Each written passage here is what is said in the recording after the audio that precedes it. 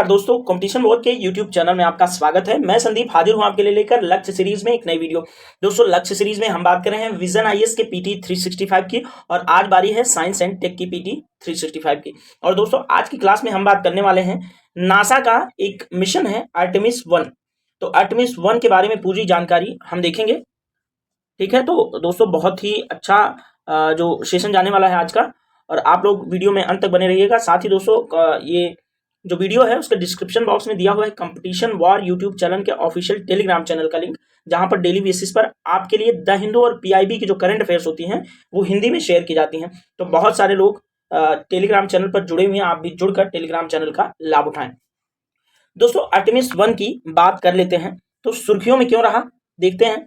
तो दोस्तों नासा द्वारा आर्टेमिस 1 मिशन को कैनेडी स्पेस सेंटर, जो कि अमेरिका का एक स्पेस सेंटर है, वहां से सफलतापूर्वक प्रक्षेपित कर दिया गया है आर्टेमिस 1 मिशन को। ठीक है, अब दोस्तों आर्टेमिस 1 के बारे में थोड़ी सी चर्चा कर लेते हैं। दोस्तों स्पेस लॉन्च सिस्टम रॉकेट देखेंगे, तो यह दोस्तों जो स्पेस लॉन्च रॉकेट सिस्टम है वह दुनिया का सबसे शक्तिशाली रॉकेट है। इसे विशेष रूप से मानव युक्त डीप स्पेस मिशन के लिए डिजाइन किया गया है। और दोस्तों ओरायन अंतरिक्ष यान क्या है, तो इसे अंतरिक्ष यात्रियों को डीप स्पेस में ले जाने के लिए डिजाइन किया गया है। और दोस्तों वर्तमान में यह एकमात्र ऐसा अंतरिक्ष यान है जो अंतरिक्ष यात्रियों के साथ डीप स्पेस में उड़ान भरने और चंद्रमा के आसपास से उच्च गति से वापस आने में भी सक्षम है। ठीक है,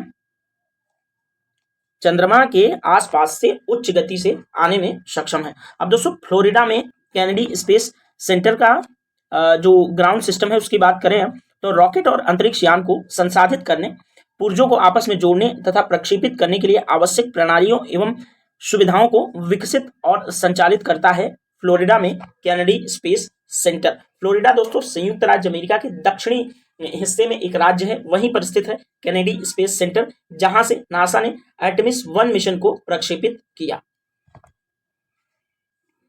दोस्तों आइए अब बात करते हैं आर्टेमिस मिशन की विस्तार से। तो दोस्तों आर्टेमिस मिशन का लक्ष्य क्या है देख लीजिए। यह आगामी दशकों में चंद्रमा पर मानव युक्त लंबे समय तक मौजूदगी को संभव बनाने में सहायक होगा आर्टेमिस मिशन। तो ये किस लिए है आर्टेमिस मिशन? चंद्रमा पर। ठीक है, तो नासा का एक चंद्र मिशन हुआ जो कि थंबनेल में आपने देखा होगा। और दोस्तों मिशन से जुड़े तथ्यों की बात करें तो बिना चालक दल वाला उड़ान परीक्षण है यह। ठीक है, इसमें चालक नहीं होंगे। और यह मिशन मानव द्वारा अंतरिक्ष में अत्यधिक दूरी तक अन्वेषण के आधार प्रदान करेगा। आर्टेमिस मिशन के तहत नासा पहली बार एक महिला अंतरिक्ष यात्री को चंद्रमा पर भेजने की योजना बना रहा है। महिला अंतरिक्ष यात्री है, इंपॉर्टेंट है, ये चीज याद रखना। और दोस्तों नासा की अंतरिक्ष में अत्यधिक दूरी तक अन्वेषण करने वाली प्रणालियों का पहला एकीकृत परीक्षण है ये आर्टेमिस मिशन। और दोस्तों आगामी मिशन की बात करें तो आर्टेमिस 1 के बाद 2024 में आर्टेमिस 2 और वर्ष 2026 में आर्टेमिस 3 का भी प्रक्षेपण की योजना बना रहा है नासा। ठीक है, अब दोस्तों क्या आप जानते वाले सेक्शन में आप देखेंगे कि 1969 से 1972 तक नासा ने अपने अपोलो कार्यक्रम के तहत मानव को चांद पर पहुंचाया। ठीक है, तो दोस्तों आर्टेमिस ग्रीक पौराणिक कथाओं में अपोलो की जुड़वा बहन और चंद्रमा की देवी है। तो आर्टेमिस नाम आप लोग थोड़ा सा विशेष है, याद रखना कि ग्रीक जो माइथोलॉजिकल जो कथाएं हैं उसमें अपोलो की जुड़वा बहन और चंद्रमा की देवी है आर्टेमिस। ठीक है दोस्तों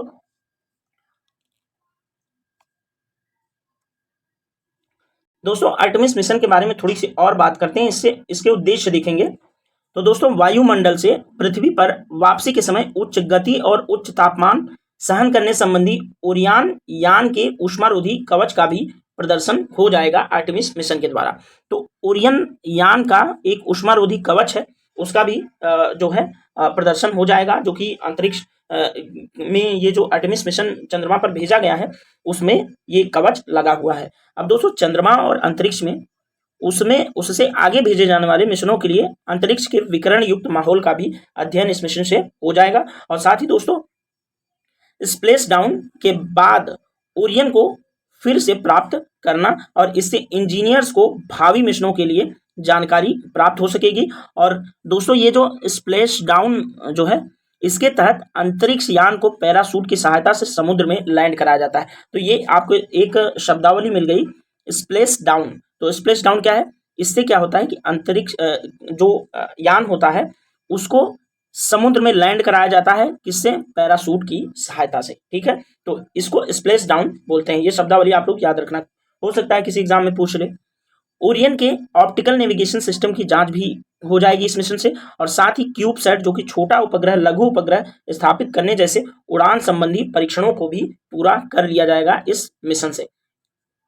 अब दोस्तों, पृथ्वी, चंद्रमा और हमारे सौरमंडल की उत्पत्ति और उसके इतिहास के बारे में अधिक जानकारी प्राप्त करने के लिए हमें चंद्रमा का अध्ययन करना जरूरी है। तो साथों साथ आर्टेमिस मिशन से हमें पृथ्वी, चंद्रमा और हमारे सौरमंडल की उत्पत्ति के बारे में कुछ और भी जानकारियां जुटाने में मदद मिलेगी। अब दोस्तों, कुछ देशों के महत्वपूर्ण चंद्र मिशन को देख लीजिए, क्योंकि ये मिलान करने के लिए आपसे एग्जाम में पूछ सकता है। तो सोवियत संघ, जो कि अब रूस है, 1991 में सोवियत संघ टूटकर 15 देशों में बट गया। सोवियत संघ की लेगेसी किसको मिली? रूस को। तो सोवियत संघ का लूना 1, लूना 2, लूना 3 ये चंद्र मिशन था सोवियत संघ का। और दोस्तों, लूना 2 चंद्रमा की सतह पर उतरने वाला पहला अंतरिक्ष यान था। ये याद रहे आप लोगों को, इंपॉर्टेंट है। लूना 2 क्या है? कि चंद्रमा की सतह पर उतरने वाला पहला अंतरिक्ष यान था, जो कि सोवियत संघ का था। और दोस्तों, संयुक्त राज्य अमेरिका का लूनर ऑर्बिटर 1, ये एक चंद्र मिशन है, याद रहे आप लोगों को। तो लूनर ऑर्बिटर मिशन यूएसए का है। अपोलो 11, इस मिशन के तहत पहली बार मानव ने चंद्रमा पर कदम रखा था। अपोलो 11, आप नील आर्मस्ट्रांग का नाम जानते ही होंगे। तो नील आर्मस्ट्रांग दुनिया में पहले ऐसे व्यक्ति बने थे जिन्होंने अपोलो 11 मिशन के दौरान ही चंद्रमा पर अपना पहला कदम रखा था।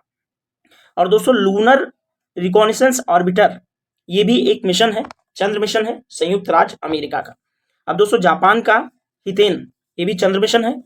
चीन का चांग ई, और चीन का जो है पहला चंद्र मिशन। ठीक है, और दोस्तों, यहां पर भारत के चंद्र मिशन की बात करें तो चंद्रयान 1 और चंद्रयान 2। ठीक है, अब दोस्तों, ये सेक्शन है आपके लिए इंपॉर्टेंट सेक्शन में मैं इसको कैटेगराइज कर दे रहा हूं, आप लोग याद रखना। आर्टेमिस मिशन के उद्देश्य ये हैं, और दुनिया के कुछ और जो स्पेस एजेंसीज हैं उनके चंद्र मिशन हैं, जिसमें सोवियत संघ, यूएसए, जापान, चीन और भारत मुख्य रूप से जो ये एजेंसियां हैं, ये अंतरिक्ष के क्षेत्र में अन्वेषण के लिए ज्यादा कार्यरत रहती हैं। बाकी और दुनिया के अन्य देश, एक यूरोपियन यूनियन को अगर छोड़ दिया जाए तो दुनिया के अन्य देश अंतरिक्ष के अन्वेषण में उतने ज्यादा कामयाब नहीं है। दोस्तों, संबंधित तथ्यों की बात कर लेते हैं। आर्टेमिस 1 मिशन जो हमने देखा, उससे संबंधित कुछ तथ्य हैं, जैसे पश्च गतिकी गतिक कक्षा, रेट्रोगेट ऑर्बिट, इसको देखेंगे।